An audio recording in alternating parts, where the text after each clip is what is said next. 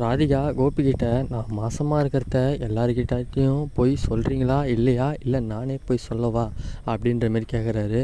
கோபியும் அதுக்கு, நீ கர்ப்பமாக இருக்கிறத நான் எப்படி போய் சொல்ல முடியும், என் பசங்கள்லாம் என்ன நினைப்பாங்க எது நினைப்பாங்க, எங்கள் அம்மா சொன்னதை நீ கேட்டல, கொஞ்சம் பொறுமையாரு, அவங்களுக்கே தெரிய வரும், அப்புறம் எல்லாத்தையும் சமாளிச்சுக்கலாம் அப்படின்ற மாரி சொல்கிறாங்க.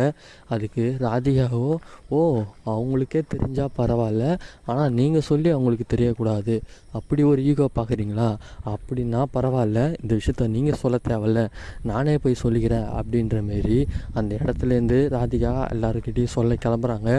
அப்போ கோபி தடுத்து, சரி சரி நீ சொல்ல வேணாம், நானே சொல்கிறேன், நீ கொஞ்சம் பொறுமையாரு, எப்போ சொல்லுவீங்க அப்படின்னு ராதிகா கேட்டதுக்கு, இரு இப்போ உனக்கு சொல்லணும் தானே, காலையில் ஏந்து குளிச்சு முடிச்சுட்டு எல்லோரும் கிளம்பி ரெடியாக இருக்கும் போது நானே கூப்பிட்டு எல்லாருக்கிட்டையும் சொல்லிடுறேன், போதுமா, அது வரைக்கும் கொஞ்சம் அமைதியாக இரு அப்படின்ற மாரி ராதிகா கிட்டே சொல்கிறாங்க. மேலும் ராதிகா நல்லாவே சண்டை போட்டுட்டு ரூம் உள்ளே போய் உக்காஞ்சிக்கிறாங்க.